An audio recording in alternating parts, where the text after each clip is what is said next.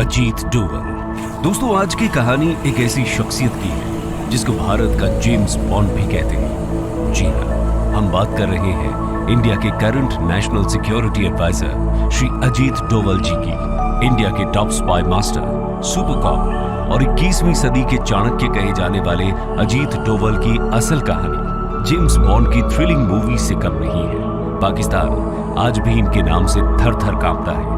आज उनको देश का सबसे पावरफुल ब्यूरोक्रेट बताया जाता है। नेशनल सिक्योरिटी एडवाइजर के तौर पर उनको कैबिनेट रैंक के मिनिस्टर का दर्जा दिया गया है। कभी रिक्शा वाला तो कभी मोची, कभी धर्म बदलकर दूसरे देश का नागरिक बनना तो कभी दुश्मनों के साथ मिलकर उनसे उनकी सारी जानकारी निकालना। अपने 30 साल के अंडरकवर जर्नी में उन्होंने ऐसे ऐसे खतरनाक कारनामे किए हैं जो जासूसी की दुनिया में शायद ही पहले किसी ने किए। अपनी इसी क्षमता और बुद्धि के बलबूते पर वो देश के बड़े बड़े दुश्मनों को घुटनों पर ले आए। आज उनकी उम्र 77 साल हो चुकी है, लेकिन जब भी हम उनको टीवी या किसी इवेंट में देखते हैं तो आज भी वो उतने ही फिट और एक्टिव दिखाई पड़ते हैं। आज भी इंडियन फॉरेन पॉलिसी और सिक्योरिटी से जुड़े हर छोटे बड़े कदम उन्हीं की निगरानी में उठाए जाते हैं। तो यहाँ सवाल ये है कि आखिर उनमें ऐसी क्या खूबियां रही जिसकी वजह से उन्होंने नामुमकिन को भी मुमकिन कर दिखाया।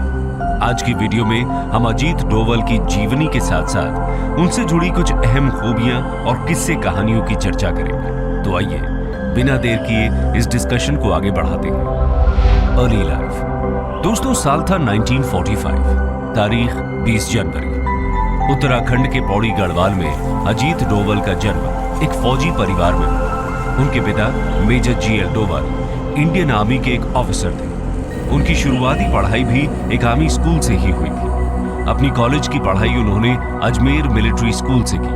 22 की उम्र में उन्होंने यूनिवर्सिटी ऑफ आगरा से इकोनॉमिक्स में मास्टर्स की डिग्री हासिल की। मास्टर्स खत्म करते ही उन्होंने UPSC का एग्जाम दिया और पहले ही अटेम्प्ट में उसको क्वालिफाई कर इंडियन पुलिस सर्विस को ज्वाइन कर लिया। इस बात से आप अंदाजा लगा सकते हैं कि अजीत डोवल पढ़ने में शुरुआत से ही काफी शार्प थे।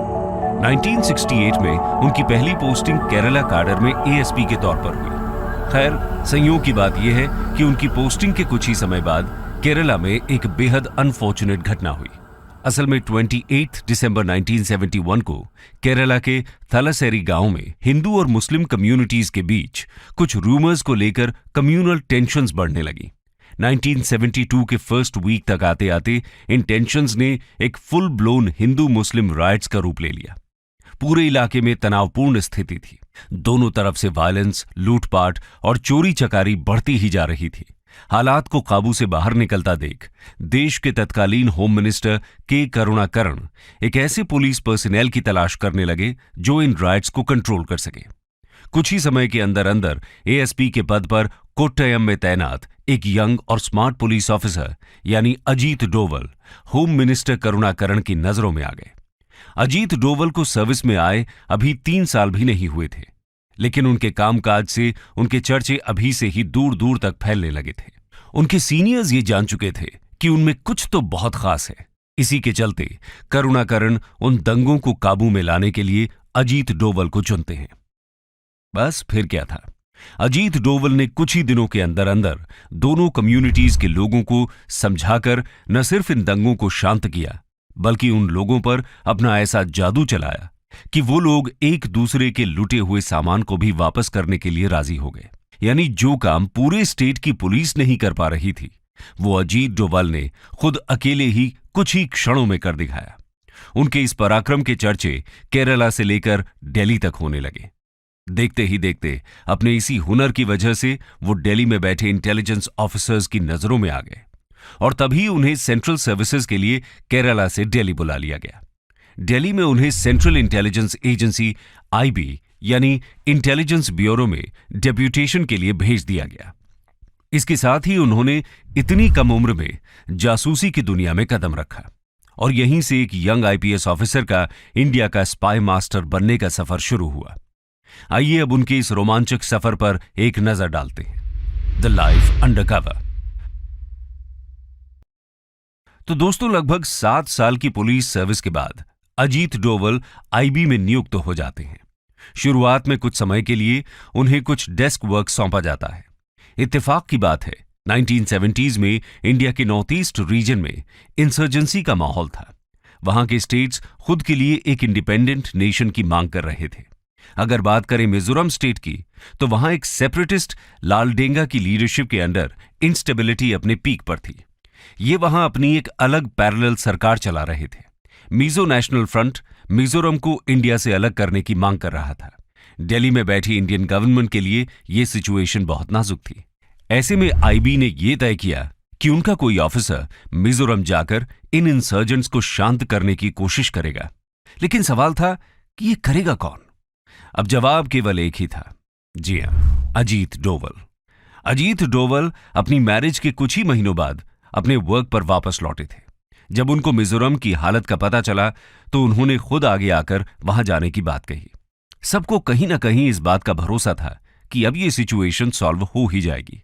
खैर, वहां जाकर उन्होंने अपनी खास रणनीति बिछाई और एक एक करके सभी दुश्मनों को ढेर कर दिया। असल में लालडेंगा अपना आतंक अपने 7 कमांडर्स के बलबूते पर फैलाता था। ये 7 कमांडर्स लालडेंगा की सबसे बड़ी ताकत होने के साथ साथ सबसे बड़ी कमजोरी भी थे और अजीत डोवल ने उनकी इसी कमजोरी पर वार किया। उन्होंने इन 7 में से 6 कमांडर्स को अलग अलग तरह से लालच और दिलासा देकर अपनी तरफ शामिल कर लिया। यहां लालडेंगा को जब ये पता चला कि उसकी असल पावर तो उसके हाथों से जा चुकी है, तब उसको भारत सरकार के आगे घुटने टेकने ही पड़े। कुछ समय बाद लालडेंगा और भारत सरकार के बीच पीस टॉक्स कराई गई। इसी के साथ मिजोरम के सेपरेटिस्ट मूवमेंट को खत्म किया गया। वहां चुनाव करवाए गए और आखिरकार अजीत डोवल का यह मिशन कामयाब रहा। मिजोरम के इंडिया के साथ सक्सेसफुल एक्सेशन में अजीत डोवल के इमेंस कंट्रीब्यूशन के चलते उनको प्रेसिडेंट्स पुलिस मेडल से नवाजा गया। इतने कम सर्विस ईयर्स में अजीत डोवल ऐसे पहले ऑफिसर थे जिनको इस पदक से सम्मानित किया गया। खैर, मिजोरम के बाद ऐसा ही कुछ सिक्किम में भी हुआ। सिक्किम तब तक इंडियन यूनियन का पार्ट नहीं बना था। सिक्किम के राजा इंडिया के साथ एक्सेशन नहीं करना चाहते थे, लेकिन एक बार फिर अपनी चाणक्य नीति से अजीत डोवल ने सिक्किम को इंडियन यूनियन के साथ सक्सेसफुली मर्ज कर दिखाया। खैर, 1970s के एंड तक आते आते नॉर्थ ईस्ट की सिचुएशन तो कुछ स्टेबल हो चुकी थी, लेकिन अगले दशक में पंजाब में कुछ नई टेंशन उबाल ले रही थी। पंजाब में खालिस्तानी मिलिटेंट्स अपने अलग देश खालिस्तान की मांग करने लगे। मिलिटेंट्स के गुट अमृतसर के गोल्डन टेम्पल को अपना सेफ शेल्टर बनाकर पूरे शहर में आतंक फैलाने लगे। चीजें काबू से बहुत ज्यादा बाहर होने लगी। 1984 तक आते आते ऑपरेशन ब्लू स्टार की नौबत आ गई। इंडियन मिलिट्री पर्सनल्स ने गोल्डन टेम्पल को मिलिटेंट्स से मुक्त करने के लिए इस ऑपरेशन को लॉन्च किया और उन मिलिटेंट्स को वहां से खदेड़ दिया। लेकिन इस ऑपरेशन के बाद भी गोल्डन टेम्पल पूरी तरह मिलिटेंट से मुक्त नहीं हुआ था। इस प्रॉब्लम का पूरी तरह सफाया करने के लिए 1988 में ऑपरेशन ब्लैक थंडर लॉन्च किया गया और इस ऑपरेशन में अजीत डोवाल की बेहद अहम भूमिका रही। आपको जानकर हैरानी होगी कि इन बचे हुए मिलिटेंट्स की जानकारी निकालने के लिए उन्होंने एक रिक्शा पुलर का भेष बनाया। इतना ही नहीं, इस भेष के साथ उन्होंने उन मिलिटेंट्स पर ऐसा जादू चलाया कि वो ये मानने के लिए तैयार हो गए कि ये रिक्शा पुलर एक पाकिस्तानी इंटेलिजेंस ऑफिसर है जो उनकी मदद के लिए वहां आया है। बस फिर क्या था, इसी बात का फायदा उठाकर उन्होंने उन मिलिटेंट्स के साथ गोल्डन टेम्पल के अंदर रहकर उनकी हर छोटी बड़ी जानकारी इकट्ठा की और इंडियन आर्मी को सौंप दी। इसी जानकारी के आधार पर ऑपरेशन ब्लैक थंडर लॉन्च किया गया और अजीत डोवल इसको पार लगाने में कामयाब रहे। इसके अलावा अगर हम बात करें पाकिस्तान की, तो ये शायद अजीत डोवल के वर्क फ्रंट का सबसे क्रूशल प्रोजेक्ट रहा। जैसा कि हम सब जानते ही हैं, 1972 में इंडिया ने अपना फर्स्ट न्यूक्लियर टेस्ट कंडक्ट किया। ये टेस्ट सक्सेसफुल होते ही पाकिस्तान मानो तिल मिला गया। इसके तुरंत बाद पाकिस्तान के nuclear scientist doctor AQ Khan ने पाकिस्तान न्यूक्लियर प्रोग्राम को डेवलप करने के लिए चाइना और फ्रांस से मदद मांगी। फ्रांस को जैसे ही पाकिस्तान के एंटी इंडिया एम्बिशंस की भनक लगी, वैसे ही वो उस प्रोग्राम से पीछे हट गया। लेकिन चाइना ने पाकिस्तान का हाथ नहीं छोड़ा। उधर नॉर्थ कोरिया भी पाकिस्तान के न्यूक्लियर प्रोग्राम में उसकी मदद कर रहा था। जैसे ही इस चीज की खबर इंडियन PM इंदिरा गांधी को लगी, उन्होंने पाकिस्तान की इन सभी गतिविधियों को ट्रेस करने के लिए अपना स्पाई नेटवर्क पाकिस्तान और चाइना में बिछा दिया। अजीत डोवल को पाकिस्तान भेजा गया। वो एक बेगर यानी भिखारी का भेष बनाकर पाकिस्तान के काहूता शहर पहुंच गए। इनको शक था कि यहां खान रिसर्च सेंटर नाम के इंस्टीट्यूट के अंदर पाकिस्तान का न्यूक्लियर प्रोग्राम चल रहा है। वो इस सेंटर के बाहर बैठकर यहां आने जाने वाले सभी साइंटिस्ट्स को ट्रैक करने लगे, लेकिन उससे उनको यहां पर चल रही न्यूक्लियर प्रोग्राम्स का कोई पुख्ता सबूत हासिल नहीं हुआ। तो उसके बाद ये उस बार्बर की शॉप पर गए जहां से वो साइंटिस्ट बाल कटाते थे। वहां से उन्होंने उन हेयर सैंपल्स को कलेक्ट करके उन्हें इंडिया में टेस्टिंग के लिए भेजा, और टेस्टिंग में यह पता चला कि वो हेयर सैंपल्स न्यूक्लियर रेडिएशंस में एक्सपोज्ड हैं। यानी उनको ये यकीन हो गया कि पाकिस्तान का nuclear programme Khan research centre के अंदर ही चल रहा है। उन्होंने बड़ी चालाकी से उनके न्यूक्लियर प्रोग्राम्स की सभी डिटेल्स निकाली और इंडिया में ट्रांसफर की। उस समय इंडिया में इंदिरा गांधी को रिप्लेस कर मोरारजी देसाई भारत के पीएम बन चुके थे। अजीत डोवल ने उनको ये रिपोर्ट्स देकर पाकिस्तान के न्यूक्लियर प्रोग्राम को डिस्ट्रॉय करने के अलग अलग मेथड्स प्रपोज किए, लेकिन कई पॉलिटिकल रीजंस की वजह से उनको हर बार रिजेक्ट कर दिया गया। यानी इंडिया ने पाकिस्तान के न्यूक्लियर प्रोग्राम पर अटैक तो नहीं किया, लेकिन इतने कॉन्फिडेंशियल प्रोग्राम की छोटी से छोटी जानकारी इंडिया तक पहुंचाने में अजीत डोवल ने जो भूमिका निभाई, उसके बाद पाकिस्तान भी इंडियन इंटेलिजेंस का लोहा मान गया। खैर, इस सबके चलते हुए 1988 में अजीत डोवल को हाईएस्ट गैलेंट्री अवार्ड कीर्ति चक्र से नवाजा गया। आपको बता दें कि अजीत डोवल ऐसे पहले पुलिस ऑफिसर थे जिनको ये मिलिट्री ऑनर दिया गया था। इतना ही नहीं, 1990s में उन्होंने कश्मीर में बढ़ रही मिलिटेंसी को रोकने के लिए भी अपनी इन्हीं सटीक नेगोशिएशन स्किल्स का इस्तेमाल किया। उस दौरान कश्मीर मिलिटेंट्स के आतंक से बेहाल था। अजीत डोवल ने यहां आते ही एक पाकिस्तान द्वारा फंडेड कश्मीरी मिलिटेंट कूका पारे के दिमाग को कुछ इस तरह मैनिपुलेट किया कि जो कूका पारे पाकिस्तान का एजेंट था, वो अजीत डोवल से कुछ ही बार मिलने के बाद पाकिस्तान के खिलाफ भारत की मदद करने लगा। यानी कूका पारे को भी उन्होंने अपनी ओर मिला लिया। इसके बाद 1996 में जम्मू कश्मीर में विधानसभा के इलेक्शंस कराए गए और इन इलेक्शंस में कूका पारे एमएलए की सीट जीत गया। अजीत डोवल की इन्हीं शानदार नेगोशिएशन स्किल्स का एक और नायाब नमूना हमें IC-814 की हाईजैकिंग्स के दौरान भी देखने को मिला। जैसा कि आपने सुना ही होगा, इस हाईजैकिंग के पीछे ISI का हाथ था। वो चाहते थे कि अपने सिटीजन्स की जान बचाने के लिए इंडिया उनके 100 खूंखार टेररिस्ट को छोड़ दे और साथ ही उनको $2 बिलियन पे करे। लेकिन ये अजीत डोवल को गवारा नहीं था, पर दोनों ही साइड से उन पर प्रेशर भी बढ़ रहा था। लेकिन उसके बावजूद उन्होंने एक बार फिर अपनी बातों के चक्रव्यूह से मिलिटेंट्स के मन में अपना डर बैठा दिया। इन नेगोशिएशंस के बाद 100 की जगह उनके कुल 3 आतंकवादियों को छोड़ा गया और एक पैसेंजर के अलावा उस फ्लाइट के सभी पैसेंजर्स सही सलामत वापस घर आ सके। तो आप देख सकते हैं कि अपनी हिम्मत और शार्प प्रेजेंस ऑफ माइंड के चलते उन्होंने हाईजैकर्स की टर्म्स और कंडीशंस को बहुत ज्यादा टोन डाउन कर दिया और इसी के साथ उनका ये ऑपरेशन भी सक्सेसफुल रहा। सोर्सेज की माने तो 1971 से 1999 तक इंडियन एयरलाइंस की 15 हाईजैकिंग्स में से हर एक की टर्मिनेशन में अजीत डोवल का एक्टिव कंट्रीब्यूशन रहा। लेकिन उनका ये सफर अभी खत्म नहीं हुआ, और वो कैसे, आइए देखते हैं। Post retirement phase. तो दोस्तों, 7 साल पुलिस फोर्स और लगभग 30 साल इंटेलिजेंस ब्यूरो में काम करने के बाद जनवरी 2005 में वो IB के चीफ के पद से रिटायर हुए। लेकिन उसके बाद भी वो देश की पॉलिटिक्स, एकेडेमिक्स और स्पेशली नेशनल सिक्योरिटी के मैटर्स में एक्टिवली इन्वॉल्व रहे। इस दौरान उन्होंने कई रिनाउंड गवर्नमेंट और नॉन गवर्नमेंटल इंस्टीट्यूशंस और सिक्योरिटी थिंक टैंक्स में इंडिया के सिक्योरिटी चैलेंजेस और फॉरेन पॉलिसी ऑब्जेक्टिव्स पर लेक्चर्स डिलीवर किए। कई लीडिंग न्यूज़पेपर्स और जर्नल्स में इंडिया की सिक्योरिटी से रिलेटेड आर्टिकल्स भी पब्लिश किए।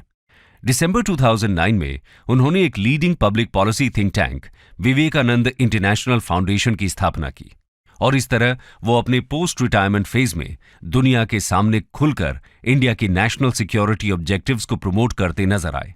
लेकिन उनकी जिंदगी के इस फेज ने एक बड़ा टर्न 2014 में लिया, जब न्यू दिल्ली में बीजेपी की गवर्नमेंट ने अपनी सत्ता स्थापित की। 30 मई 2014 को पीएम मोदी ने उनको देश के 5th नेशनल सिक्योरिटी एडवाइजर के रूप में नियुक्त किया।